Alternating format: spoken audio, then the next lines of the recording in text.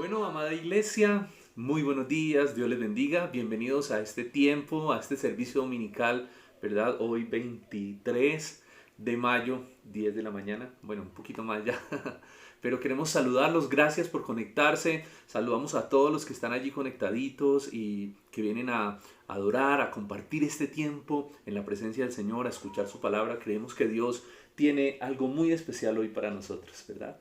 Así es, damos gracias a Dios por una mañana más donde sus misericordias son renovadas, donde su gracia está con nosotros y bueno, bienvenidos todos, damos gracias a Dios por este tiempo que nos podemos conectar y bueno, así sea de manera virtual como siempre decimos, disfrutamos cada tiempo y cada periodo que el Señor nos permite vivir.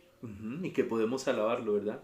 Unirnos en un mismo espíritu, no importa en el lugar donde estemos, pero podemos juntos como iglesia adorar y exaltar al Señor. Así que disponga hoy todo su corazón, disponga toda su alma, porque creemos que será un tiempo muy especial como cada domingo que nos reunimos para exaltar el nombre de nuestro Dios.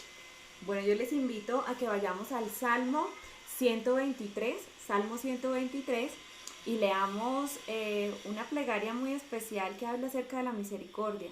¿Cuántos saben que en este tiempo necesitamos de la gracia y de la misericordia del Señor para con nosotros, para con un pueblo, para con una nación? Dice, a ti alcé mis ojos, a ti que habitas en los cielos. He aquí como los ojos de los siervos miran a la mano de sus señores, y como los ojos de la sierva a la mano de su señora, así nuestros ojos miran a Jehová nuestro Dios, hasta que tenga misericordia de nosotros.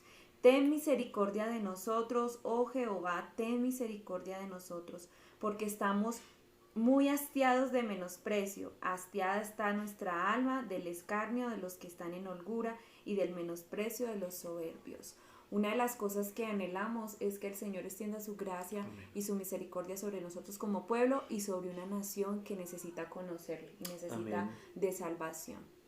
Amén. Oremos al Señor y pasemos a nuestro tiempo de adoración. Entonces vamos a colocar ese tiempo en las manos de nuestro buen Dios. Padre, gracias, Señor, por permitirnos reunirnos aquí a través de este medio y poder disfrutar el compartir como iglesia, el congregarnos, Señor, el escuchar tu palabra, el adorar juntos, Señor amado. Estamos gozosos de saber que hoy, como cada domingo, Señor, podemos celebrar la vida, podemos celebrar que tú moriste y resucitaste para darnos vida, Señor.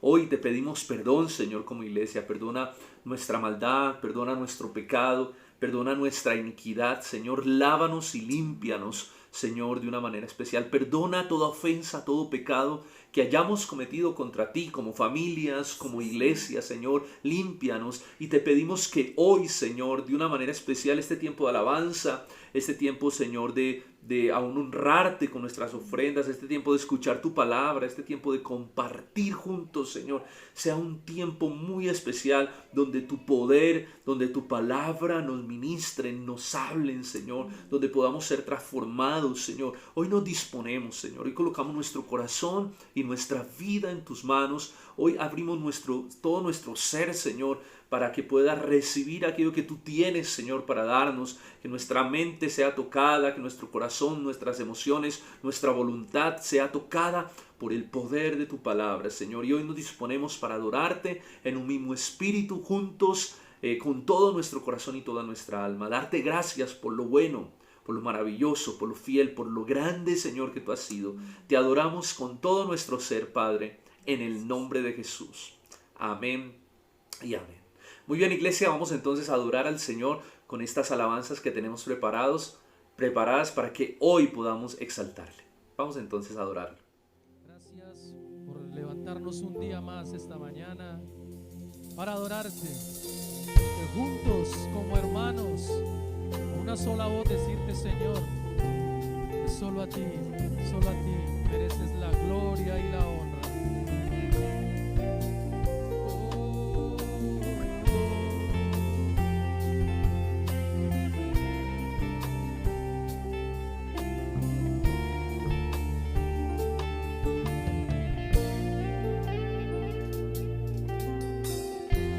Rey de gloria, yo me rindo. Rey del cielo, levanta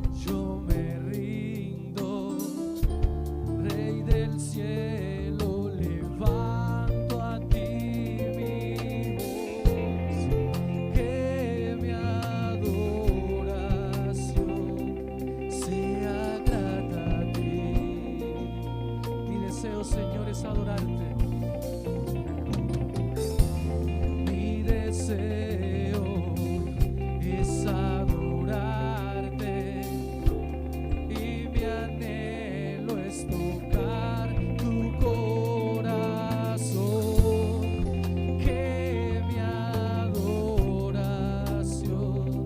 sea grata a ti.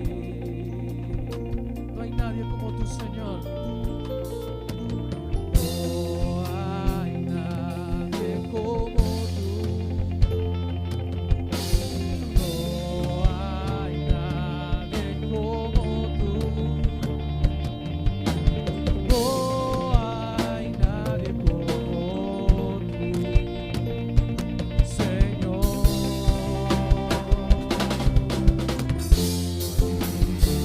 Rey de reyes, Señor de señores, exaltado seas hoy, mientras me acerco a tu trono, glorifícate. Rey de reyes, Señor de señores, exaltado seas hoy, mientras me acerco a tu trono, glorifícate,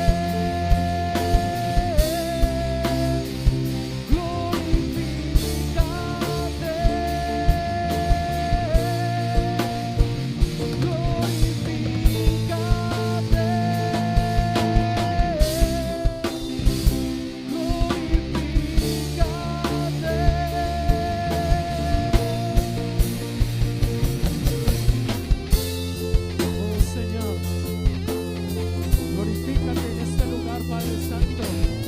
Glorifícate en nuestras vidas, Señor.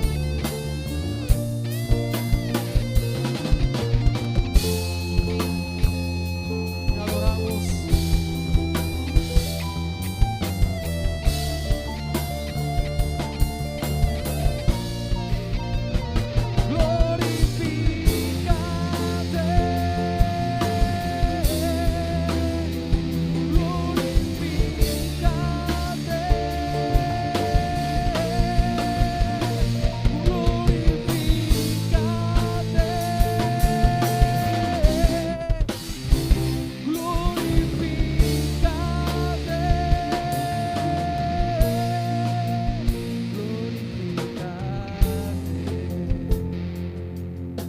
Sí, Señor, esta mañana te adoramos. Te damos todo el honor y toda la gloria a ti, Señor.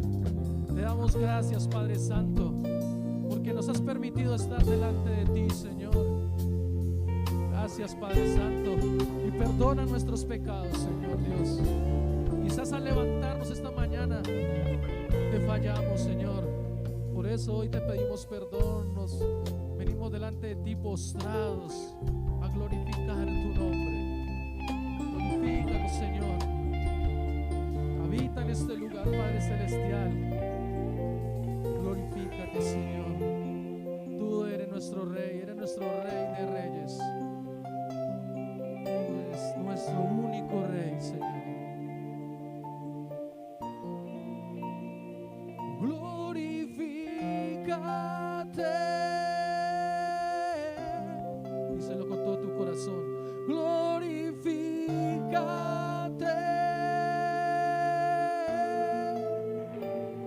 Glorifícate, Señor, Señor, glorifícate.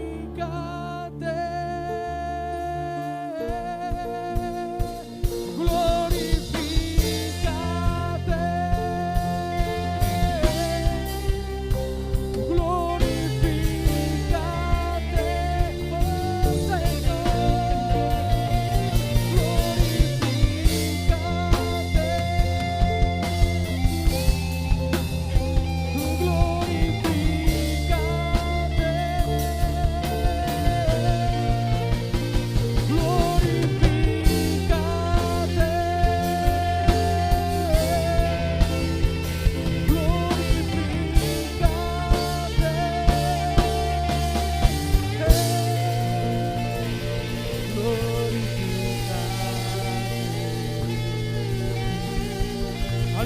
aplauso a nuestro Señor. Te adoramos fuerte. Él es nuestro único Rey, el que merece toda la adoración, el que merece todo el honor, toda la gloria. Levanta tus manos, levanta tus palmas para Él. Cuán hermoso eres, Jesús. Son tus palabras, es tu amor.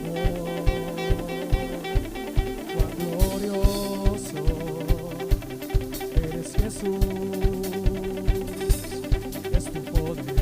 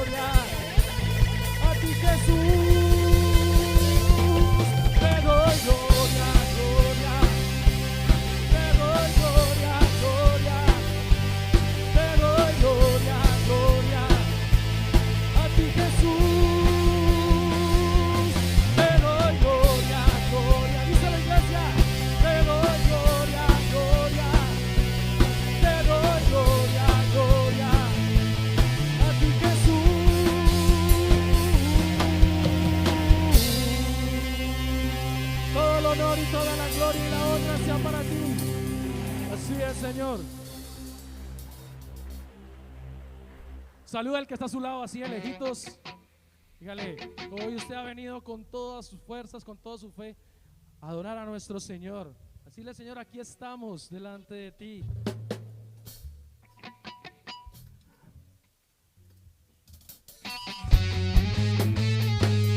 Señor, heme aquí, Padre Celestial. hacer tu voluntad.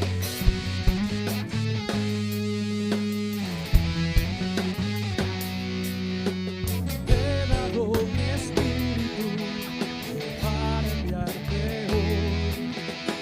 Yo te sostendré, con mi diestra te guiaré. Permaneceré contigo hasta el fin. ¡Sola iglesia!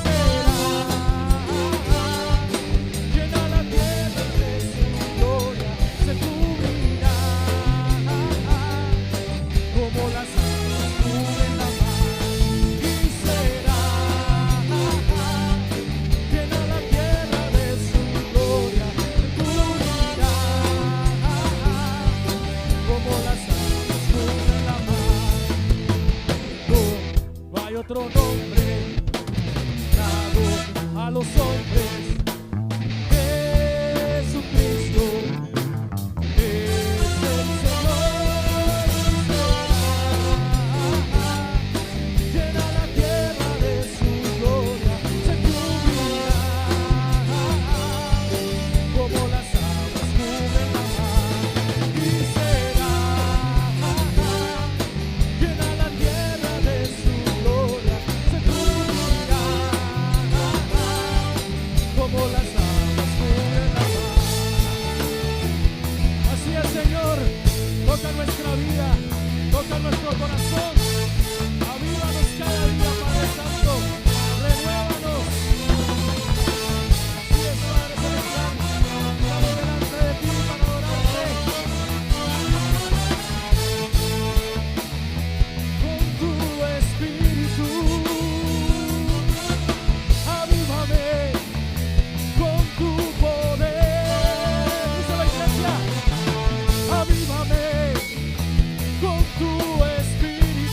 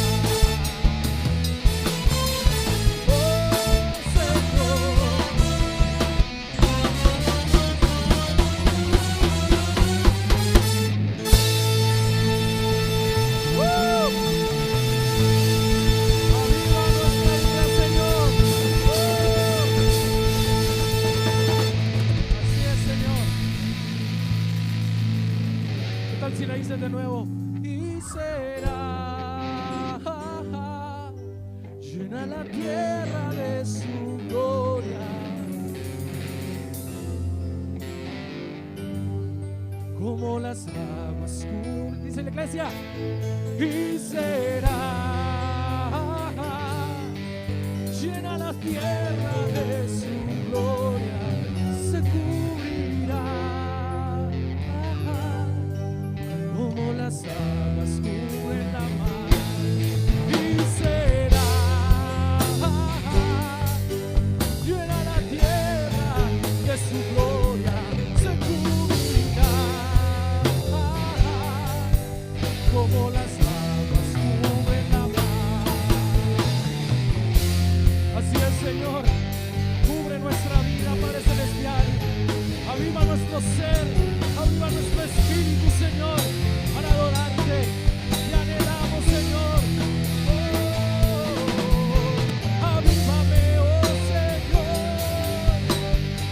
con tu poder, avívame con tu espíritu, avívame con tu espíritu, toca mi corazón, avívame con tu poder.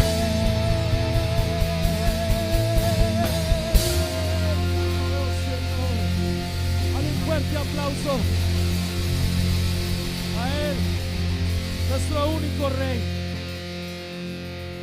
Nos disponemos, Señor, como siempre, sin importar la situación en que nos encontremos, sin contar esa situación difícil que de pronto quizás estemos pasando.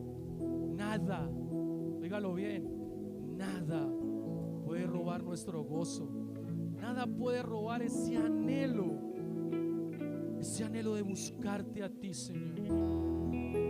Porque en medio de tantas situaciones, en medio de tantas pruebas, ahí es donde vemos tu mano poderosa, Señor. Ahí es donde vemos, Señor, cuando nos levantas. Tropezamos, pero tú nos das la mano, Señor. Tú nos avivas cada día. Cuando estamos contigo, Señor, nada nos puede detener. Nada puede detener buscarte a ti, Señor. Ese es nuestro único anhelo, Señor. Buscarte, Señor. Buscar de ti. Que nos hables cada día, Señor. Tómate un minuto ahí donde tú estás. Dile, Señor, aquí estoy para que avives mi vida. Aquí estoy redimido delante de ti, Señor, para adorarte. Perdóname por nuestros pecados, Señor. Perdona mi pecado, perdona nuestra iniquidad, Señor. Anhelamos buscarte, acercarnos más a ti. Mi anhelo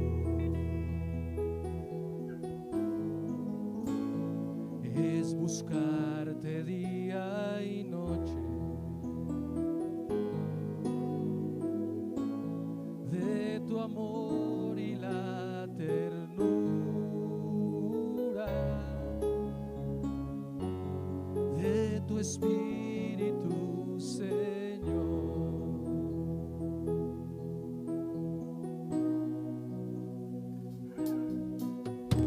Mi anhelo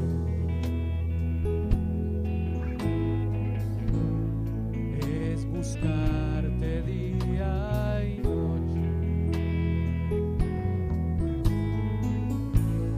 de tu amor y la ternura, de tu espíritu, Señor.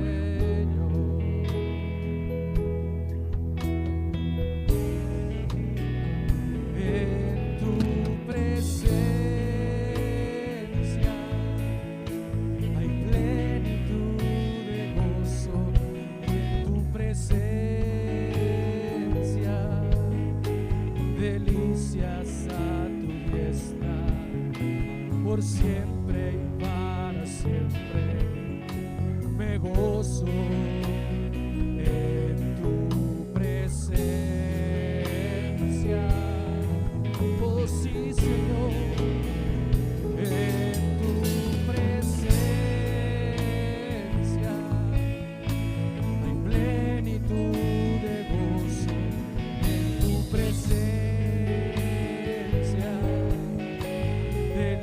delicias a tu diestra, por siempre y para siempre.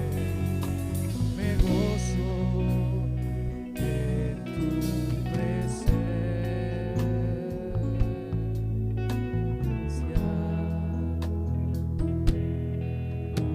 Mi anhelo es buscarte día y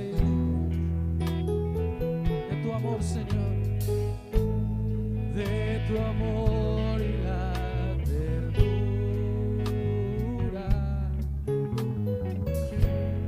de tu espíritu, Señor.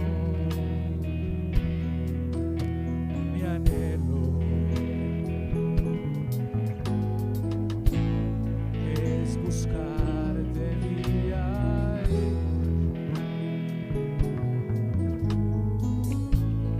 de tu amor y la ternura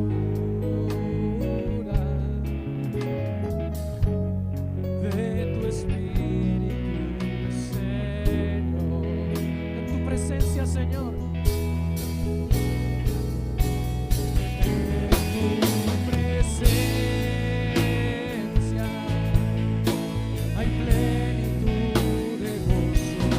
En tu presencia delicias a tu diestra, por siempre y para siempre. Me gozo en tu presencia. Oh sí, Señor, en tu presencia hay plenitud de gozo. En tu presencia delicias a tu diestra, por siempre y para siempre. Me gozo en tu presencia.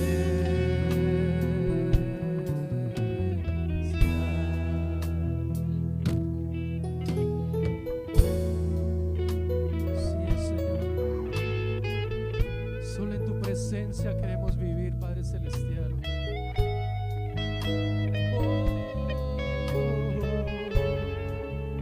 Nos gozamos en tu presencia. Así es, todo nuestro ser, con todo nuestro corazón, venimos redimidos delante de ti, Señor. Vamos a gozarnos en tu presencia cada día, Padre Santo.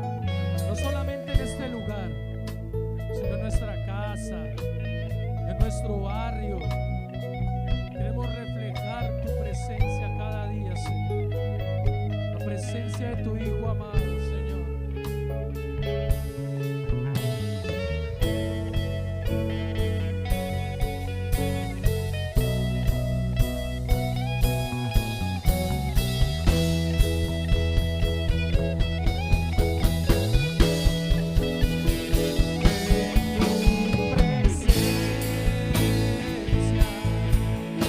Hay plenitud de gozo en tu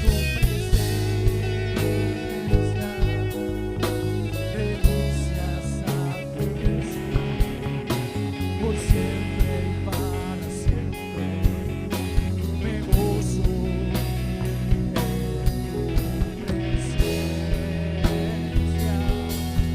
Oh sí, Señor, en tu presencia. Hay plenitud de gozo en tu presencia,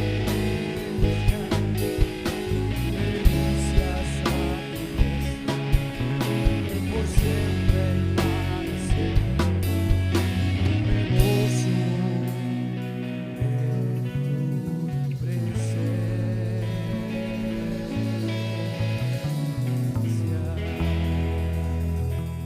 Vamos entonces a estudiar la palabra del Señor. Le pido que por favor volvamos al libro de Miqueas que estuvimos estudiando hace 8 días. El mensaje de hoy se titula ¿Qué pide el Señor de nosotros? Y es una continuación del mensaje precisamente que tocamos hace 8 días. ¿Qué pide el Señor de nosotros?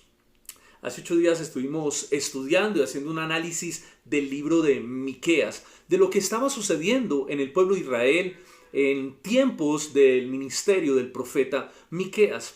Y es interesante que concluimos que ese libro era como leer el periódico de hoy, ¿verdad? La misma crisis de corrupción, la misma crisis de desigualdad social, de pecado que estaba viviendo el pueblo de Israel, la misma crisis que estamos enfrentando nosotros hoy en nuestra nación. Por lo tanto, la profecía es totalmente pertinente para nuestros días. Y hoy quiero que terminemos de profundizar en esa profecía de Miqueas para ver qué nos quiere decir el Señor en este día. Porque como les digo, es prácticamente como leer el periódico de hoy, de nuestros días. Pero hoy nos vamos a concentrar en lo que Dios pide de su pueblo, en lo que Dios pide de su pueblo en momentos de crisis, en momentos de angustia, como los que vivió Israel, como los que estamos viviendo nosotros hoy en día en nuestra amada nación de Colombia.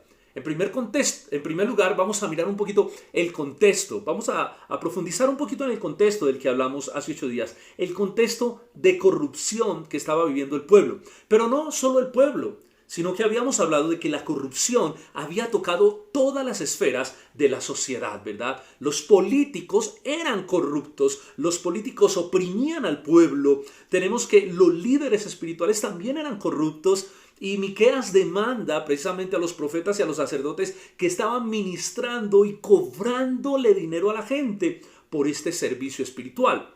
Pero también vemos un pueblo corrupto. Eso fue lo que hace 8 días estudiamos. Y tal era la corrupción que vivía el pueblo de Israel que llegó a colmar la paciencia de Dios. Y Dios decreta el cautiverio. Este pueblo se iba a ir de cautiverio como juicio de Dios por el pecado y la corrupción que había infiltrado todas las áreas del pueblo judío.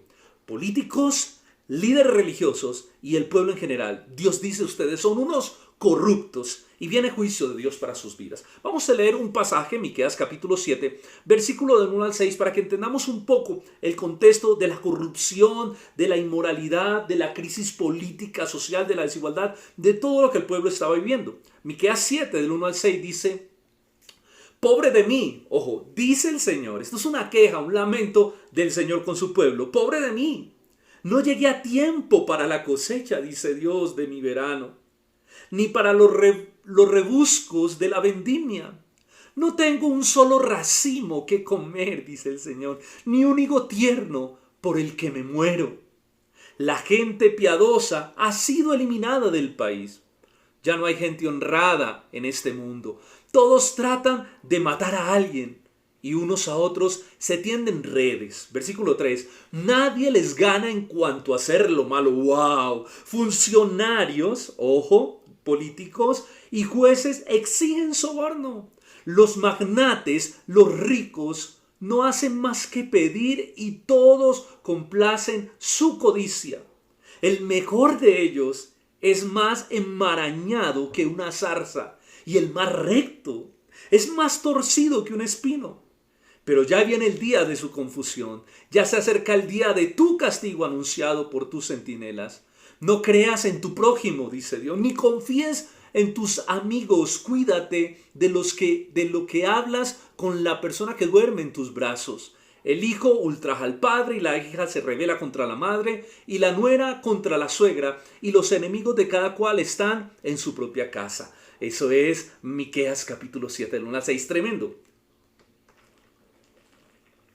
Qué impresionante esta descripción. Qué impresionante este pasaje. El texto es una expresión nostálgica de Dios, de que no encontró lo que quería en su pueblo. A causa de toda la corrupción que había permeado lo más profundo del corazón de los israelitas. Y es interesante que, por ejemplo, el versículo 3 dice: nadie les gana en hacer lo malo. Es decir, este pueblo se había corrompido tanto que nadie le gana en hacer lo malo. Y el versículo 5 es impresionante porque dice: no confíes en nadie en el pueblo, porque todos son perversos. No le creas a tu prójimo, no confíes en tus amigos. Cuídate, dice, inclusive de la esposa con la que duermes abrazado. Todos se levantan contra todos. Los enemigos del hombre ahora están en su propia casa. Este pasaje definitivamente es una radiografía de la corrupción y la maldad que había permeado lo más íntimo del corazón del pueblo.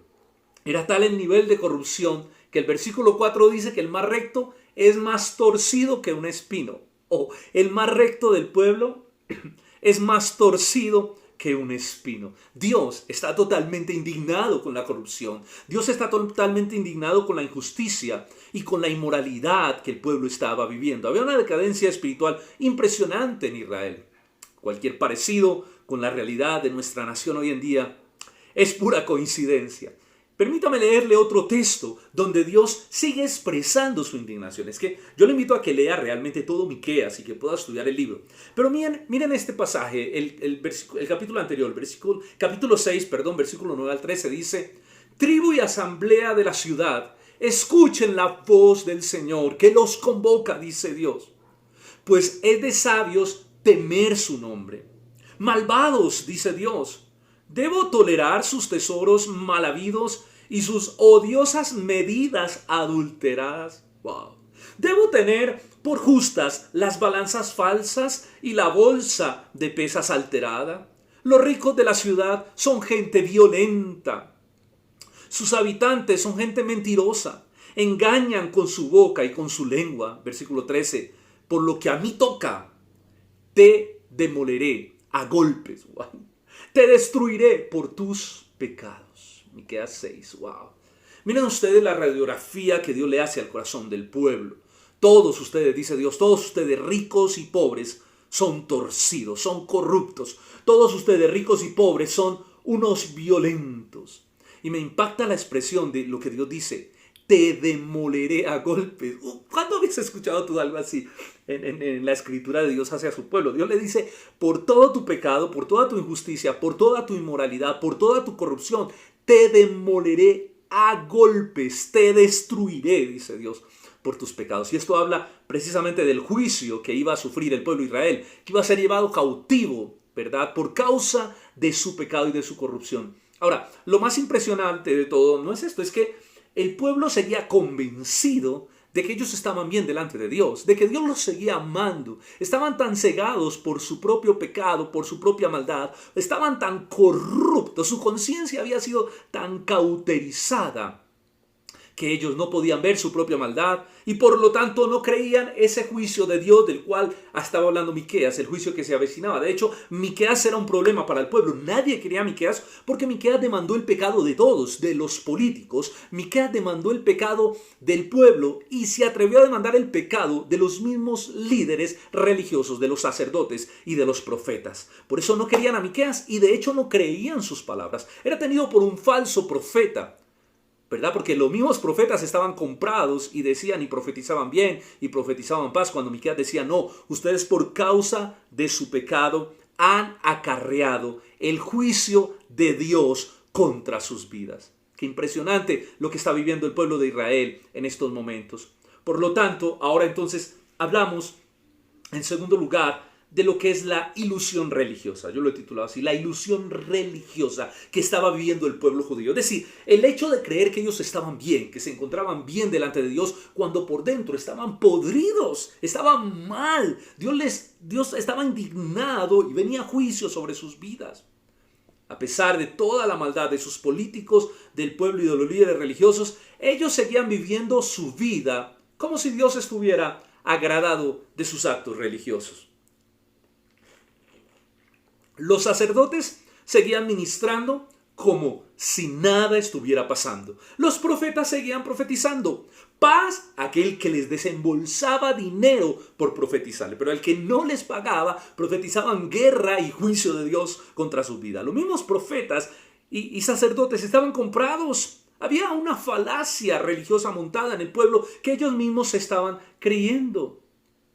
Y en ese contexto es que Miqueas, de parte de Dios, con la voz de Dios que pesaba en su corazón, levanta su voz como profeta y le dice al pueblo: ustedes están mal. Miren lo que dice el capítulo 6 y el versículo 6 de Miqueas: ¿con qué me presentaré ante Jehová y adoraré al Dios Altísimo? Dice Miqueas.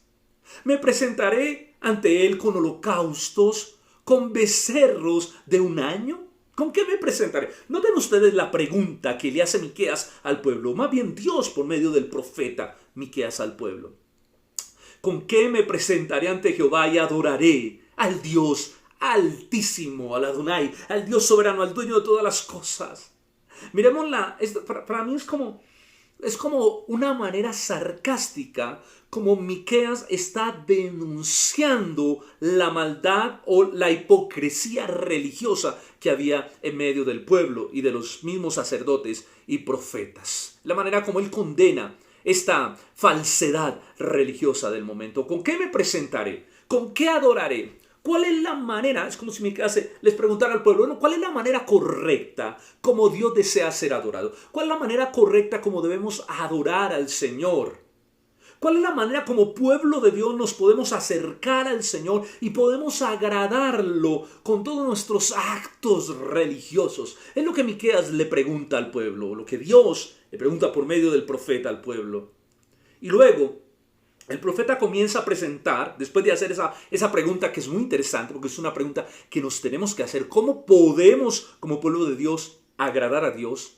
El profeta empieza a presentar unas formas exageradas de adoración, obviamente según la ley del Antiguo Testamento, que es la adoración que ellos conocían, la forma como Dios lo había expresado en la ley.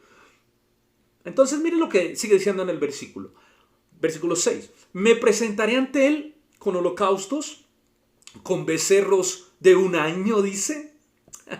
Mire, a Dios se le ofrecían becerros porque así estaba estipulado en la ley de Dios que a Dios se le ofrecieran becerros, pero este becerro tiene que ser un becerro sin defecto, tiene que ser un becerro macho, tiene que ser un becerro sin ningún defecto, perfecto. Y estos becerros se engordaban, se alimentaban durante 7 días y luego se presentaban al Señor como una primicia. Y al Señor le agradaba este tipo de ofrenda porque así lo estableció en el Antiguo Pacto, ¿verdad?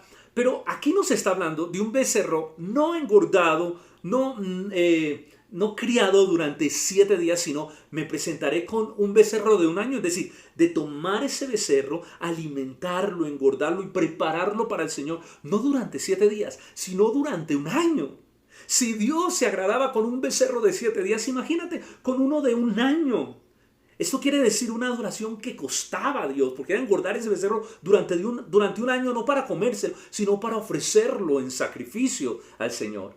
Y esto me hace acordar de las palabras de David cuando dijo, le ofreceré a Dios algo que no me cueste. No, yo te pagaré los becerros. ¿Por qué? Porque yo nunca ofrezco a Dios sacrificio que no me cueste. Y aquí Miqueas lo que está diciendo, ok, ¿quiere el Señor este tipo de sacrificio donde le mostremos esto al Señor? Pero cuando nuestras vidas están llenas realmente de maldad, de corrupción y de violencia. Miren ustedes, notan la manera sarcástica como Miqueas está demandando la falsedad espiritual del pueblo. Y luego dice, se agradará, el versículo 7 dice, se agradará Jehová de millares de carneros o de 10,000 arroyos de aceite. Se agradará el Señor de 10 millares de carneros o 10,000 arroyos de aceite. Mire, si el Señor se agradaba de un carnero, ¿recuerdan ustedes, por ejemplo, cuando Abraham encuentra el carnero en la zarza y lo coloca y lo ofrece delante del Señor y el Señor se agrada de su sacrificio? Ahora imagínense de millares de carneros, de que alguien ofrezca millares, ¿verdad? De nuevo recuerda David, no ofreceré nada que no me cueste.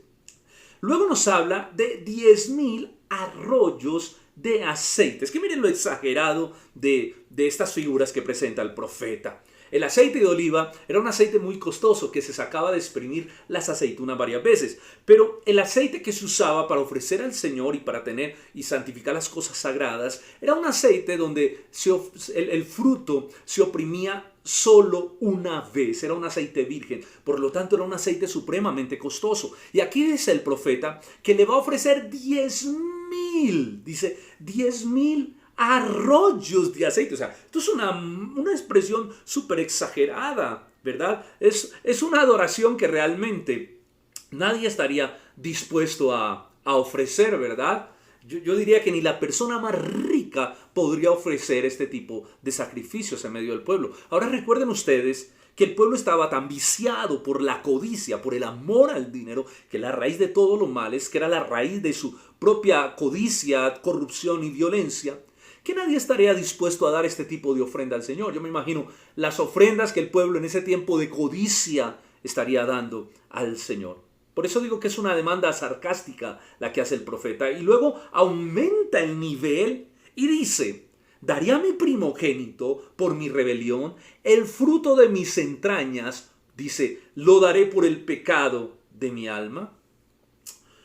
Una práctica que humanamente hablando pues sería el mayor de todos los sacrificios, ofrecerle a Dios el hijo de uno, el primogénito, por el pecado. Y era una práctica de hecho que era pagana y que hacía muchos pueblos de alrededor que ofrecían sus hijos en sacrificio en su ignorancia a sus dioses. Pero Dios había condenado esta práctica y le dijo a Israel que no la hiciera. Pero el profeta está exagerando, está diciendo: ¿se agradará a Dios? ¿Me perdonará si le ofrezca el primogénito? Está haciendo una demanda a esa religiosidad con todas estas figuras. Está haciendo una demanda con todo esto de que ningún acto religioso, por muy sacrificial o costoso que parezca, puede cubrir la vida de pecado, la corrupción, la inmoralidad y la deshonra que este pueblo estaba viviendo contra nuestro Dios.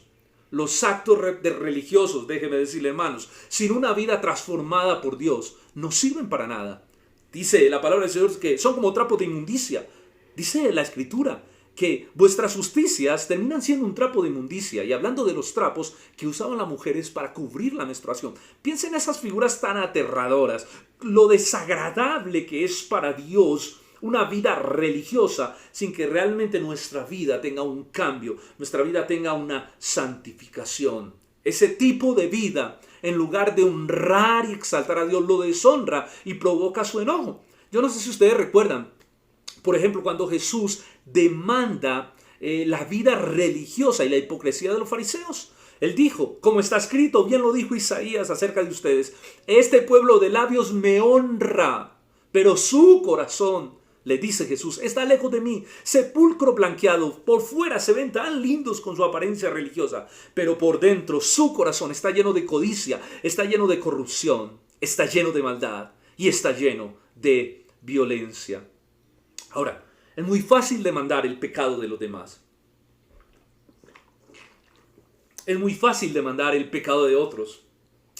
Pero qué difícil es cuando tenemos que mirar nuestro propio corazón y evaluar la manera como estamos viviendo la vida cristiana. Yo quisiera que hiciéramos eso, cada uno de nosotros, que pudiéramos evaluar nuestra propia realidad y cuántos de nosotros estamos realmente como este pueblo de Israel, estamos como este momento histórico que están viviendo los judíos.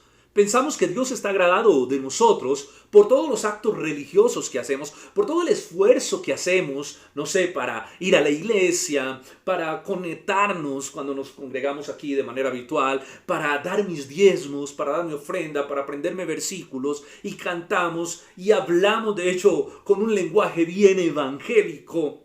Y hacemos todo lo que podría ser humanamente muy aceptado por Dios, ¿verdad? Pero nuestra vida, pero en la práctica, no estamos viviendo lo que Dios realmente demanda en su palabra, ¿verdad? En la práctica somos otros. En la práctica, entonces, tal vez somos ventajosos, tal vez tenemos codicia en nuestro corazón, sobornamos al guarda para que no nos haga el comparendo, ¿verdad? Miren ustedes la incoherencia, la incongruencia que a veces vivimos como creyentes cuando desligamos nuestra vida espiritual, porque muchos son una cosa en la iglesia y otra cosa fuera de la iglesia, ¿verdad? Y desligamos, ¿no?, lo secular y lo espiritual. Entonces muchos sobornan al guarda para que no les haga la multa.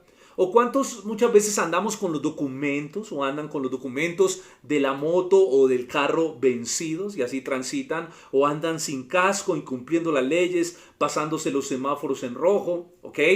¿Cuántos muchas veces no honran su palabra? El Señor dice, vuestro sí sea sí, vuestro no sea no. Y deshonramos a Dios con todos estos actos, nos comprometemos con cosas que luego no hacemos cuando llegamos tarde al trabajo. Deshonramos a nuestros padres, aunque vamos a la iglesia, con nuestras palabras los maltratamos, no los honramos, maltratamos a nuestra esposa, no dedicamos tiempo para estar con nuestros hijos y de educarlos en el temor del Señor. Cuántas muchas veces con nuestra boca adoramos a Dios el domingo en la iglesia y cantamos alabanzas, pero cuando llegamos a casa encendemos a todo mundo a palabras, no sé, deshonestas, o no tenemos una vida agradecida, una vida realmente que hable con fe y con gratitud de nuestro Dios, y tenemos una vida que se queja por todo. Muchas veces también vivimos una religiosidad ilusoria, una religiosidad fantasiosa, que no sirve para nada realmente en nuestro diario vivir. Y saben ustedes, esto es abominación para con nuestro Dios. Entonces, muchas veces el pueblo clama a Dios por justicia, clama a Dios por equidad social, y clamamos a Dios porque haya justicia en nuestros gobernantes, pero nosotros mismos estamos viviendo en un grado de corrupción. Algo de esto hablé en la prédica pasada, que te la puedes ver, acerca de la corrupción que hay en el corazón. Porque el problema muchas veces no son las estructuras ni el político de turno, sino la corrupción que hay en nuestro propio corazón. Y que estoy seguro que aquellos que muchas veces demandan la corrupción, porque no hay que negar que hay corrupción y hay mucho dinero que se desfalca en nuestro país, pero ¿cuántos de esos que demandan esa corrupción, si estuvieran allá, no harían lo mismo? Porque el problema está en el corazón del hombre, y es allí donde esto necesita ser cambiado. Por lo tanto, esa justicia que terminó recibiendo el pueblo de Israel en su clamor por justicia fue la justicia de Dios a todo nivel. La justicia de Dios que terminó pesando el corazón no solo de los gobernantes y de los ricos, sino también de los pobres, de los sacerdotes, de los profetas, de todo el pueblo. Y todos fueron pesados por Dios y fueron hallados falsos. Por lo tanto, el juicio de Dios recayó sobre toda la maldad del pueblo. Pues yo quisiera que nos concentráramos, para ir cerrando este mensaje, en nuestro tercer punto a tratar, es realmente qué es lo que espera Dios de nosotros. ¿Qué es lo que espera Dios de su pueblo? ¿Qué es lo que espera Dios de nosotros como colombianos en estos momentos de crisis?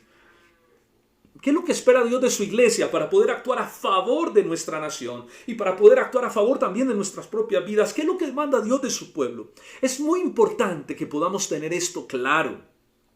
Vamos entonces a nuestro tercer punto. Lo que Dios espera de su pueblo. ¿Qué espera Dios? Para eso quiero que leas el versículo 7 del mismo capítulo 6, pero ahora el versículo 7. Dice: oh hombre, Él te ha declarado lo que es bueno. ¿Y qué pide Jehová de ti? Solamente hacer justicia y amar misericordia y humillarte ante tu Dios. Esta para mí es la tesis de este mensaje. Esta para mí es el núcleo de esta enseñanza y de las demandas de Miquea para el pueblo. ¿Qué es lo que Dios siempre ha esperado de su pueblo? Yo te he declarado lo que es bueno. ¿Y qué pide Jehová de ti? Solamente hacer justicia y amar misericordia y humillarte ante tu Dios. Note usted que Miqueas empieza diciendo de parte del Señor, Él ya te ha declarado lo que Él quiere. O sea, tu pueblo de Israel ya sabes, porque Dios lo ha declarado en muchas ocasiones a través de los profetas. Nosotros los cristianos ya sabemos lo que Dios desea, porque Dios lo ha revelado en su palabra, porque su palabra es nuestra lámpara, es nuestra guía, es nuestra luz. Ya sabemos lo que el Señor demanda de nosotros como iglesia.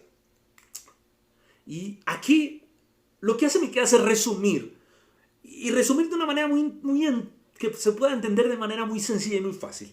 Dice Miqueas, hay 3 cosas que Dios demanda de ti. Y esas son las que vamos a terminar aquí estudiando. En primer lugar, dice la palabra del Señor, solamente, ojo, hacer justicia. Noten ustedes que Dios dice, ¿qué demanda el Señor de ti? Ojo, hacer justicia. No dice justicia, sino hacer justicia. No es solo comprender lo que significa la palabra justicia. No es solo conceptualizar el término o hacer teología de la justicia. No, Él te manda a que vivas en justicia, a que hagas justicia, a que seas una persona justa. Una persona justa en medio de una nación injusta, corrupta. Eso es lo que Dios le dice al pueblo. Yo creo que ustedes sean justos, que hagan justicia. Es lo primero que Dios les dice. Justicia en medio de un gobierno corrupto, de líderes espirituales corruptos y de un mundo totalmente corrupto. Dios espera que sus hijos, que nosotros, que tú y yo, seamos luminares de justicia. ¡Wow! nosotros en medio de toda la corrupción, de toda la injusticia que vivimos en nuestro país, ¿sabes? Debemos resaltar por la justicia. O sea, es como la iglesia, siempre lo he dicho, es el paradigma, ¿no? El paradigma es como ese ejemplo, como ese modelo. Debemos modelar el reino de Dios, que le pertenecemos a un reino que practica la justicia. Por lo tanto, debemos ser justos en todas las áreas de nuestra vida. Debemos buscar y esforzarnos por ser justos en todo lo que hacemos. Ser justos, por ejemplo, cuando tenemos nuestro negocio. Entonces, cobrar lo que es justo. Tener balanzas calibradas, que fue una de las cosas por las cuales Dios se enojó con su pueblo, porque las balanzas estaban descalibradas. Entonces, tener balanzas calibradas. Entregar los trabajos a tiempo, que si tú le dices a alguien, yo te entrego ese trabajo el lunes se lo vas a entregar. Eso tiene que ver con la justicia, con hacer justicia. Pagar también cuando nos corresponde los impuestos de lo que hacemos. Y inclusive dar los cambios exactos. Bueno, todas estas cosas hacen parte de vivir una vida justa. De también ser justos con los empleados. Si tenemos empleados con nosotros, entonces ser justos como pagándoles, porque esto lo dice la palabra del Señor también, pagándoles lo justo, y no solo lo justo, pagándoles siempre a tiempo, en el tiempo correcto. Debemos también, si no somos empleadores, sino que somos empleados, pues debemos ser justos en nuestro trabajo con nuestros jefes. Debemos practicar nuestro trabajo con justicia. Debemos dar lo mejor de nosotros. Debemos llegar temprano al trabajo. Eso es ser parte de la justicia. Debemos trabajar las horas que son y no como, ¿cómo se dice? Capar horas del trabajo.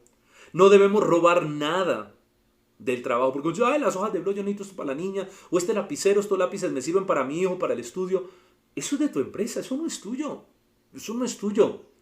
Ahora, debemos ser justos, y si nuestro jefe es cristiano también, porque a veces hay hermanos que abusan cuando tienen un jefe cristiano, ¿verdad? Como es cristiano, voy a llegar tarde porque como es cristiano le pido permiso para todo lo de la iglesia, el campamento, el retiro, el ayuno, porque es cristiano y me va a entender. Y a veces abusamos, hermanos, de nuestros jefes que son también hermanos en la fe. Pero el cristiano también debe ser, por ejemplo, un estudiante justo. Los que estudian debemos ser justos en nuestro estudio. Debemos hacer nuestras tareas con diligencia, con excelencia, cumplir con nuestras responsabilidades como estudiante, practicar la justicia allí.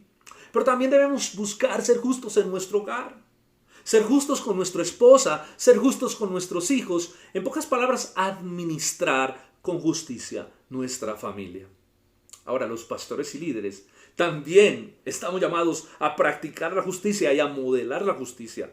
Como líderes espirituales del pueblo debemos tratar con justicia a las personas. Aún en medio de la disciplina, esa disciplina tiene que ser justa. En pocas palabras, como creyentes debemos practicar la justicia a todo nivel.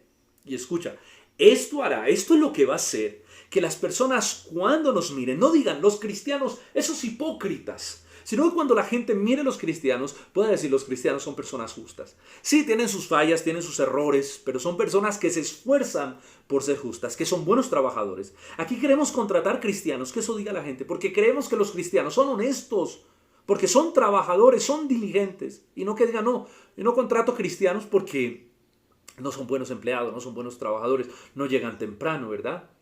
La justicia hará que el mundo, en cierta manera, admire esa forma de vivir y Dios sea honrado.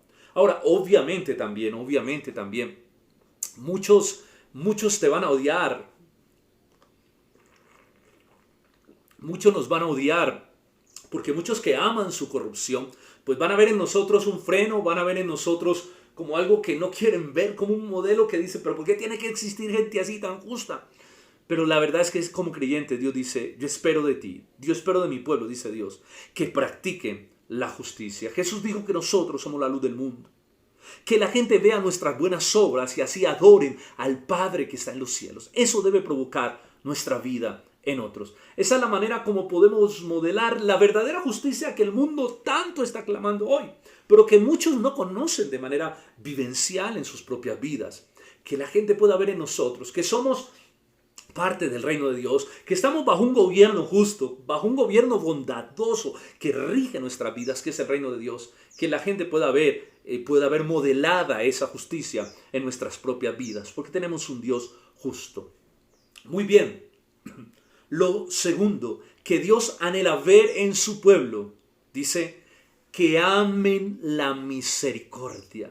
Ojo, y que améis misericordia, dice, que hagan justicia y que amen la misericordia. Note usted de nuevo la palabra que hay allí antes de misericordia, es que amen. Amar es como un deseo, sentir un deseo vehemente por eso, es arder de deseo por eso, es que nuestro corazón arda de deseo por la misericordia. Miren, como cristianos tenemos que amar la misericordia, tiene que ser algo natural en nosotros, porque hemos sido un pueblo que hemos recibido la misericordia de Dios, su perdón en la cruz del Calvario. Él nos ha perdonado, Él nos ha amado, y con ese mismo amor y con ese mismo perdón debemos amar y debemos perdonar a otros. Como pueblo de Dios debemos extender la misericordia a otras personas. Debemos siempre preguntarnos, ¿cómo puedo amar? ¿Cómo puedo extender la misericordia? Recuerden ustedes que la misericordia no se gana o se merece, ¿no? No es que voy a darle misericordia a mis hermanos en la fe, pero al mundo no. No, porque es que la misericordia no es algo que tú te merezcas, no es algo que tú te ganas. La misericordia es algo que se da, que se otorga por gracia. Es un regalo, así que tiene que ser algo independientemente de cómo la gente te trate a ti. Tú tienes que ser misericordioso con los demás. De hecho, la misericordia se ofrece al que no la merece. Saben, hermanos, en un creyente no debe haber lugar para el rencor. O sea, un creyente rencoroso es incompatible, no existe. Un creyente que no perdona no puede existir, no puede existir. Y si tú luchas con el rencor, déjame decirte que tienes un serio problema donde necesitas realmente experimentar profundamente la gracia de Dios con tu vida. Saben, en este tiempo me he dado cuenta que vivimos en un país donde las personas y muchos jóvenes, especialmente hablo de los jóvenes porque he tenido la oportunidad de estar con muchos jóvenes que no es creyente este tiempo, yo he visto que tienen un corazón muy dolido, que tienen un corazón muy resentido, he visto muchas veces, que cargan en lo profundo con un odio por el gobierno. Muchos tienen un odio por la vida que les tocó vivir, cargan con odio tan profundo por tantas cosas que fácilmente cuando se estresan o cuando tienen una discusión contigo, lanzan todo ese odio y te das cuenta de la cantidad de veneno que hay, que tristemente hay, por todo lo que han vivido en el corazón de muchas personas, especialmente de nuestra sociedad hoy. Y yo estoy pensando en cómo ese odio se va a incrementar cuando todo esto pase. Va a haber mucho odio también en el corazón de muchas personas. La pregunta es, cuando te lanzan ese odio, cuando te lanzan esa discordia, ¿tú cómo reaccionas? Cuando te ofenden, ¿cómo reaccionas? ¿Cómo reaccionamos como creyentes? ¿Reaccionamos también con ese mismo odio? ¿Reaccionamos también con ese mismo dolor, con esa misma rabia, con esa misma furia? ¿O reaccionamos con amor, con misericordia y con gracia? Es que a eso es lo que Dios está hablando, que ames la misericordia. La Biblia dice, amado, no seas vencido de lo malo, sino vence con lo bueno, lo malo. ¿Sabes? Tú y yo, tú que me escuchas allí, hermano, y yo hemos bebido de la gracia de Dios. Tenemos tanto amor para darle a las personas. Hemos experimentado a raudales el amor de Dios derramado en la cruz del Calvario, en la persona de Jesucristo, que ha invadido, dice la palabra del Señor, que el amor de Dios ha sido derramado por el Espíritu Santo que nos ha dado. Hay raudales de amor fluyendo a través de nuestra vida como creyentes, que tenemos la responsabilidad de poder brindar a otros de ese amor, de que otros puedan ver por medio de nosotros el amor de Dios manifestado, de vencer ese odio y ese rencor por medio del amor y la gracia. Nosotros tenemos la responsabilidad moral de perdonar a las personas que nos ofenden y de extender la misericordia. ¿Saben? Eso no es una opción. Eso es una responsabilidad de cada creyente, perdonar nuestras ofensas, dice el Señor, y perdona nuestras ofensas como nosotros perdonamos a los que nos ofenden. No sé si recuerda la parábola de los dos deudores, no tengo tiempo para explicarla, pero esa parábola nos muestra que el creyente está en una responsabilidad moral de perdonar. Es una obligación que tiene con Dios, porque Dios le ha perdonado la gran deuda de sus pecados. Y miren, cuando tú extiendes ese amor, cuando las personas te ofenden, te lastiman, te hieren, y tú extiendes la gracia, y tú les tratas con amor, y tú les muestras que les has perdonado, porque no hay otro camino para el creyente. ¿Sabes? la gente se va a dar cuenta de su verdadera necesidad, de la necesidad del amor de Dios llenando sus vidas. Y va a haber algo tan impactante que va a impactar sus propias vidas, y de esa manera podemos abrir una puerta para poder comunicar el Evangelio de Jesucristo a esas personas, porque han visto la reacción diferente que hay en nosotros. A mí me gustó mucho una frase que alguien posteó en estos días en las redes sociales, me impactó y me gustó. Esa frase decía: el acto más subversivo y más grande que hay es el acto de amar a los demás. Ese acto que realmente puede cambiar sociedades enteras. Ese acto que puede cambiar nuestro país. Ahora, yo sé que esto parece una película romántica y muchos estarán en contra de esto, porque parece como una utopía, como algo que no es real, una película de ciencia ficción. Yo recuerdo que estando con un grupo de jóvenes cuando inició esto del paro y sobre todo las protestas agresivas, hablando con un grupo de jóvenes que no eran creyentes, yo les hablé de esto. Yo les dije: mire, no hay que obrar con violencia, porque la violencia siempre traerá muertos y traerá más dolor. Hay que vencer con lo bueno lo malo. ¿Y sabes qué hicieron? Se me burlaron. Dijeron: ¿tú en qué mundo vives? No, pues ve con pitos y flautas entonces para que se cambie nuestra nación. Mira, hermano, los jóvenes de hoy en día piensan que la única manera de cambiar una nación, muchos jóvenes, no digo todos, pero muchos porque me lo expresaron y me dijeron: solamente haciéndonos sentir y con violencia es que nosotros podemos lograr que nos pongan cuidado. Y esta es la manera de pensar de muchos jóvenes que están exponiendo su vida, porque ellos creen que no hay otro camino, sino es la violencia. La violencia para llamar la atención y la violencia para generar caos y desorden. Pero las cosas no son así. Miren, Jesús fue el mayor revolucionario. Yo les decía a ellos, pues tuve una discusión que fue realmente fuerte y me sentí muy dolido, pero me tocó seguirles amando y les sigo amando. Pero me sentí muy dolido por muchas frases que me dijeron. Pero la manera, porque me decían: danos un ejemplo de alguien que haya causado una revolución y que no haya usado la violencia, que haya cambiado algo en su país o la corrupción y no haya usado la violencia. Pero mira, si ustedes miran, Jesús revolucionó el mundo entero. Jesús es el mayor revolucionario. Jesús transformó todo. Y la manera como Él lo hizo fue por medio del amor, la justicia y la gracia, ¿verdad? Así que como cristianos estamos llamados a ejercer ese tipo de revolución pacífica, aunque nos digan locos y fantasiosos. Otro post que me gustó mucho, y esto se los dije a ellos: mire, Martin Luther King no tiró una sola piedra, no hizo ningún disparo, y con un corazón cargado de amor y de justicia, porque él era creyente, revolucionó su entorno, revolucionó su sociedad. Es impresionante. Sí puede haber una revolución. El cambiar, cuando hablo de revolución, hablo de cambiar la corrupción, de cambiar tantas cosas. Sí se puede, a través de la justicia y de la misericordia y del amor. Es el arma más poderosa. Nada más poderoso que la justicia y la misericordia encarnadas en la vida de un cristiano para causar una revolución a su alrededor. ¿Saben, hermanos? Somos portadores de un poderoso mensaje, de un revolucionario mensaje que está fundamentado precisamente en estas dos cosas: en la justicia y en la misericordia de Dios. Y por último dice Miqueas: que te humilles ante tu Dios, que pide el Señor que te humilles. Esto ya hemos hablado, esto ya lo toqué en todo un mensaje hace 15 días. Y solamente diré algo acerca de este punto. Dios espera que nos humillemos ante Él, que reconozcamos que solamente Dios puede traer un verdadero cambio a nuestras vidas, a las personas y a nuestra nación. Humillarse ante Dios es reconocer que en nuestra fuerza no podemos. Es que tenemos que clamar a Dios, y es lo que estamos haciendo para que haya un cambio en nuestra nación y en nuestra sociedad. Pero también humillarse ante Dios es renunciar a nosotros mismos, es renunciar a nuestra vanagloria, es renunciar al deseo de obtener la justicia con nuestras manos. Es renunciar a nosotros mismos, es ser justos aún cuando son injustos con nosotros. Es amar aún cuando otros nos odian y nos aborrecen.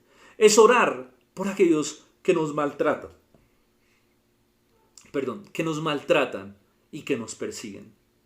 Porque es que hacer justicia, amar misericordia y humillarnos ante nuestro Dios es lo que nos hace verdaderos creyentes. Creyentes que no están buscando el aplauso de los hombres, sino que están buscando agradar el corazón de Dios. Estas cosas son las que realmente pueden transformar un corazón. Estas cosas son las que pueden realmente transformar una nación. Son las cosas que pueden transformar el mundo entero. Nunca olvidemos que como hijos de Dios tenemos un Padre que es justo, tenemos un Padre que es misericordioso y tenemos un Padre que espera que nos humillemos ante Él. O si no, mira cómo Miqueas termina su libro, y con esto termino mi mensaje el día de hoy. Capítulo 7, versículo 18 al 19. ¿Qué Dios como tú, que perdona la maldad y olvida el pecado del remanente de su heredad? No retuvo para siempre su enojo, porque se deleita en la misericordia. Él volverá a tener misericordia de nosotros. Él sepultará nuestras iniquidades y echará en lo más profundo del mar todos nuestros pecados. Wow. Dice Miqueas, de un Dios misericordioso y justo. ¿Qué Dios como tú? ¿Qué Dios como tú? Y yo pregunto, Señor, ¿qué corazón hay como el tuyo? ¿Quiénes de tus hijos quieren seguir tus caminos? ¿Quién como tú, Señor? Pero ¿quién quiere también ser como tú? ¿Cuántos creyentes hay que anhelen tener ese corazón cargado de justicia, pero también cargado de misericordia? Que quieran agradarte a ti con sus propias vidas. Que sean antorchas, que sean luminares de justicia y misericordia en medio de un mundo que se hunde en su impiedad, en su corrupción. Colombia necesita cristianos creyentes que brillen como luminares en medio de una nación que está en la oscuridad. ¿Qué tal si oramos? ¿Qué tal si oramos, amada iglesia? ¿Qué tal si oramos al Señor para que nos permita ser este tipo de creyentes? Padre, gracias. Gracias, Señor. Gracias por tu palabra, gracias por este libro de Miqueas tan impresionante, Señor. Esta revelación de tu palabra, Señor. Tu palabra es lámpara, tu palabra es luz, tu palabra es vida a nuestra vida. Señor, queremos ser como tú. Queremos, Señor, ser justos, ser misericordiosos y ser humildes, humillarnos y reconocer que solo de ti proviene la fuerza, el poder, la transformación, el cambio. Que tú eres todopoderoso. Y que te necesitamos a ti, Señor, obrando a favor de nuestra nación. Pero también permítanos como creyentes ser personas, Señor, agentes de cambio, de transformación en nuestro entorno. Que podamos, Señor, modelar la justicia, que podamos modelar la misericordia, y que podamos modelar el humillarnos delante de Dios, para que el mundo vea que somos tu pueblo, Señor. Padre, muchas gracias por tu palabra. Señor, bendice tu palabra en el corazón de cada hermano y cada hermana que la está escuchando en este momento. Señor, te adoramos y te exaltamos con todo nuestro ser y te bendecimos en el nombre de Jesús. Amén y amén. Muy bien, hermanos, espero que este mensaje haya sido de mucha bendición para tu vida. Un abrazo.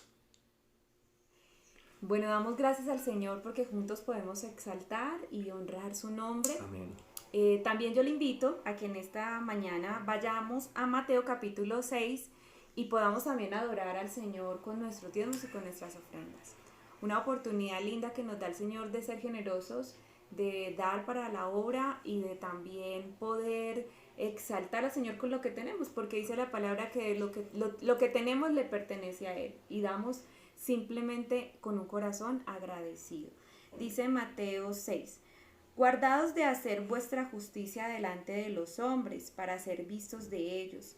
De otra manera no tendréis recompensa de vuestro Padre que está en los cielos. Cuando pues des limosna, no hagas tocar trompeta delante de ti, como hacen los hipócritas en las sinagogas y en las calles, para ser alabados por los hombres. De cierto os digo que ya tienen su recompensa. Mas tú, cuando des limosna, no sepa tu izquierda lo que hace tu derecha, para que sea tu limosna en secreto, y tu Padre que ve en lo secreto te recompensará en público. importante que el Señor nos manda a tener un corazón generoso, independiente si nos ven, si no nos ven, sino hacerlo como para el Señor, para su Sí, gloria. algo importante del pasaje es que Jesús está hablando precisamente porque los fariseos tenían, ¿cómo decirlo? La maña de que cuando ellos daban, la costumbre de que cuando ellos daban las ofrendas querían que todo el mundo se enterara. Entonces, eso de hacer tocar trompeta era cierto, muchas veces hacían sonar para que la gente viera, y daban grandes cantidades, pero para ellos lo más importante era ser visto por los hombres. Y lo quiero aclarar porque muchos dicen, pastor, entonces como ese texto dice eso, yo no marco el sobrecito y yo no digo que yo di esa ofrenda porque no quiero que nadie se entere.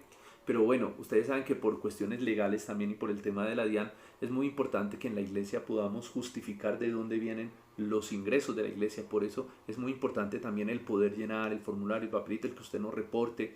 Entonces el texto básicamente no quiere decir que no es que nadie lo tiene que saber, sino que la actitud con la que nosotros damos no es para que los hombres, como quedar bien delante de los hombres, sino que realmente damos con la actitud de honrar al Señor. Entonces agradecemos también a las personas que en su buena generosidad este tiempo han estado bendiciendo la iglesia y sosteniendo la iglesia, como siempre lo decimos, en un tiempo también que ha sido muy difícil económicamente para todos nosotros, pero que hemos visto la gracia y la mano del Señor. Nosotros allí les estamos colocando el número de la cuenta de Bancolombia, donde usted puede dar su ofrenda al Señor en esta mañana con un corazón muy agradecido. Y también nosotros les agradecemos a ustedes por esa generosidad. Amén. Bueno, ¿qué tal entonces si oramos? Damos gracias al Señor. Señor, te damos gracias por tu provisión. Gracias porque has estado con nosotros siempre, en todo tiempo. Gracias, Señor, porque tu mano no se ha cortado para bendecir a tu iglesia. No hemos visto justos, Señor, mendigando pan, como dice tu palabra. Gracias, Señor. Gracias por esa misericordia con la que nos sostienes. Gracias porque siempre pones allí, Señor, a nuestro lado lo que necesitamos. Señor, yo oro por aquellas personas que tienen necesidad en esta mañana. Oro en especial por aquellos que están pasando por situaciones difíciles, laborales, con el tema de los bloqueos, el paro. Señor, tantas cosas que están ocurriendo en nuestra ciudad, en nuestro país. Señor, que tú seas guardando la vida, Señor, de los empresarios, Señor. Que tú seas guardando la vida, Señor, de la iglesia, de aquellas madres que sostienen su hogar, aquellos padres, Señor, que día a día se levantan a trabajar por una familia. Señor, que tú seas allí poniendo tu mano, Señor, te lo pedimos. Oramos para que de la misma manera como generosamente damos, esa misma manera como dice tu palabra, recojamos, Señor. Gracias. Gracias, Señor, por todo lo que haces. Y en esta mañana oramos, Señor, para que nunca falte, Señor, alimento en cada familia, en cada hogar. Que por el contrario nosotros podamos ser generosos para aquellos que no te conocen y que de esa manera muchos te conozcan, Dios. Que vean un Dios generoso, un Dios poderoso, un Dios que suple las necesidades de un pueblo. Gracias, Señor, a ti la gloria, la alabanza y el poder. En el nombre de Jesús. Amén. Amén. Gloria a Dios, ¿verdad? Qué buen tiempo de adoración. Esperamos también que el Señor les haya hablado con la palabra. Gracias por todos los mensajitos que ahí están dejando también en el chat. En cuanto hemos podido les hemos estado allí respondiendo. Bueno, continuamos de manera virtual por la situación, ¿verdad?, que estamos viviendo en la ciudad y en el país entero prácticamente, especialmente en Ulpiano Lloreda, porque los accesos pues al barrio están muy restringidos. Entonces nosotros les estaremos informando cuando ya retomemos de nuevo la presencialidad. Pero vamos a orar por esta situación en particular, vamos a orar por nuestra nación, porque esos han sido los mensajes de estas últimas semanas. Y creo que es importante que en cada culto podamos tener ese tiempo de oración. Así que vamos a levantar un clamor en estos momentos por nuestra nación y vamos a orar por la iglesia en general. Acompáñame por favor en esta oración. Padre, te damos gracias, Señor. Hemos aprendido este tiempo que hemos estado hablando, Señor, y viendo tu palabra en el libro de Miqueas, Señor, en el libro de Crónicas también, cómo tú mueves tu pueblo a orar, Señor, a orar por la nación, porque dice tu palabra que oremos por la nación, por la tierra donde estemos, porque en su paz tendremos nosotros paz, Señor. Y por eso hoy queremos levantar un clamor por nuestra Colombia, Señor. Orar, Padre, para que de una manera especial, Señor, tú traigas gracia. Oramos por nuestros gobernantes, porque es responsabilidad como creyentes que nosotros estemos orando por ellos, independientemente del manejo que ellos puedan tener. Oramos para que primero te conozcan, oramos para que te reveles al corazón de ellos, a sus vidas, y oramos para que gobiernen justamente, Señor. Oramos para que en Colombia haya, Señor, esa justicia social también, para que acabe, Señor, con la corrupción que hay a todo nivel en nuestra nación, Señor. Bueno, sabemos, Señor, que eso solo podrá ser una realidad, Dios mío, cuando las personas rindan su vida a Cristo y te tengan como el Rey de sus vidas y el reino de Dios venga a sus vidas. Pero oramos para, por cuanto sea posible, vivamos en una Colombia en paz, en una Colombia que no tenga esa corrupción política, que no haya tanta maldad, Señor. Oramos por tu gracia, Señor, en el nombre de Jesús, sobre nuestra tierra. Sana nuestra nación, sana Colombia, Señor, que Colombia sea una tierra bendita, Señor, porque sabemos, Señor, que es una tierra con tanta riqueza, esa riqueza que hay, Señor, en nuestra fauna, en nuestra flora, esa riqueza que hay en también, Señor, en la forma de ser de los colombianos, Señor. Pero también oramos para que tu reino venga al corazón de Colombia, al corazón de cada colombiano. En nuestra oración, Señor, en nuestra oración clamar, y en nuestro deber clamar por nuestra tierra, Señor. Ayúdanos en medio de esta situación tan difícil. Ayuda a nuestra ciudad de Cali también, Señor amado, que es una de las ciudades que en estos momentos tiene un conflicto grande, Señor, con el tema de los bloqueos, Señor, Yumbo. Bueno, oramos, Padre, en el nombre de Jesús, pidiendo tu gracia en medio de todo esto, Señor, y que puedan salir cosas justas y buenas, Señor amado, en el nombre de Jesús. Padre, que se puedan tomar buenas decisiones, Señor, en este tiempo a nivel político, que el gobierno, Señor, pueda, amado Dios, tomar decisiones sabias en nuestra oración. Por favor, en nuestro clamor, Señor. Guarda la vida de los hermanos, guarda la iglesia, provee, Señor, para sus necesidades, provee para sus familias. Oramos para que guardes cada hogar, cada casa, cada persona, cada familia, Señor. Ese es nuestro clamor, Señor. Como iglesia nos unimos a orar, Padre. Como iglesia nos unimos a clamar delante de ti, a pedir tu gracia, a pedir tu favor, ese favor inmerecido, esa gracia inmerecida, Señor, pero que tanto necesitamos, porque dependemos de ti, porque tú eres nuestro Dios, porque tú eres nuestro Señor, tú eres nuestro amparo y nuestra fortaleza. Dice tu palabra: alzaré los ojos a los montes, ¿de dónde vendrá mi socorro? Mi socorro viene de Jehová, que hizo los cielos y la tierra. Él no dará tu pie al resbaladero, ni se dormirá el que te guarde. Creo que ese es un salmo del que nos hemos aferrado durante todo este tiempo, Señor, en el que nuestro corazón encuentra descanso. Gracias, Señor. Bendice la iglesia. Gracias por darnos esta oportunidad de compartir, de disfrutar, Señor, a través de este espacio. En el nombre de Jesús te amamos. Amén y amén. Bueno, amada iglesia, muchas gracias a todos por conectarse. Hemos pasado un tiempo muy especial, hemos disfrutado juntos. Que el Señor les bendiga, que el Señor les guarde. Y bueno, ahí los dejamos con los anuncios. Chao, chao. A continuación, te recordamos las actividades semanales de nuestra iglesia. Todos los martes a las 8 de la noche, conéctate a nuestro programa en vivo. Un tiempo especial para compartir con otros y estudiar juntos la palabra de Dios. Los miércoles en nuestra iglesia son miércoles de oración. 1 hora te esperamos a las 8 de la noche para que pasemos un tiempo de profunda intimidad con Dios. Jueves y viernes tenemos una cita con la palabra de Dios en nuestros discipulados en línea. En nuestra iglesia seguimos creciendo en la gracia y el conocimiento de Dios. Los sábados, Ministerio Infantil Roca Kids. Invitamos a todos los niños a conectarse con su escuela bíblica. Niños de 3 a 7 años a las 4 p.m. y niños de 8 a 14 años a las 5:30. Los esperamos.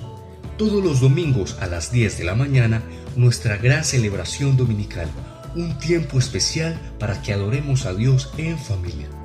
Te recordamos que si quieres contribuir con una donación voluntaria para nuestra iglesia, puedes escribirnos a nuestro WhatsApp 305-231-7386. Por medio de ella podrás bendecir a otras familias y promover el avance de la predicación del Evangelio. Iglesia Roca, vidas transformadas por la palabra de Dios.